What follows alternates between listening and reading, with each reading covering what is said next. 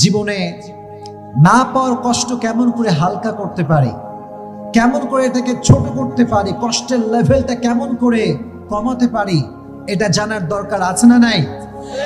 মানুষের জীবনের সবচেয়ে বড় তিতা সত্য কথা হচ্ছে যে মানুষ এটা খুব সহজে পেয়ে যায়, এটার মূল্যায়ন সে করতে চায় না।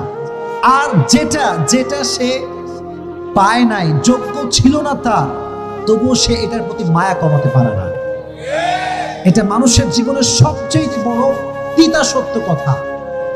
কলিজার টুকরা যুবক, আমার বোনেরা, জীবনে যদি না পাওয়ার কষ্টকে হালকা করতে চান, একটা বাক্য অলওয়েজ মাথায় রাখবেন, अगर जिंदगी में सब कुछ मिल जाए तो तमन्ना किस बात की करूंगा मैं।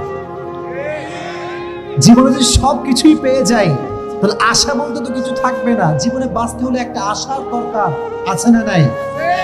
জীবনে থাকার জন্য, বেঁচে থাকার জন্য প্রত্যেকটা ধাপে ধাপে রবের উপরে একটা ভরসার দরকার আছে না নাই?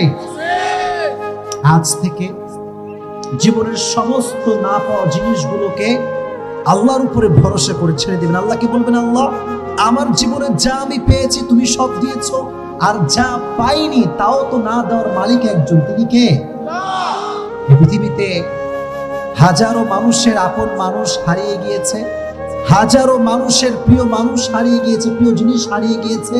আর ইতিহাসের এই সব মানুষগুলো একটা বাক্য বলেই নিজেকে প্রশান্ত রেখেছে, বাক্যটার নাম হচ্ছে আল্লাহ ভরসা। সুবহানাল্লাহ পড়েন। আচ্ছা বলেন, সব বিষয়ে একটা বাক্য বলবো, আল্লাহ ভরসা। বলেন না আল্লাহ ভরসা।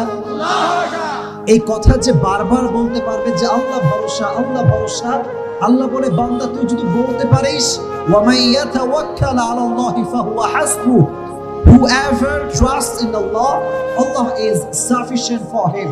যে ব্যক্তি আল্লাহর উপরে ভরসা করে, আল্লাহ একাই তার জন্য যথেষ্ট হয়ে যায়।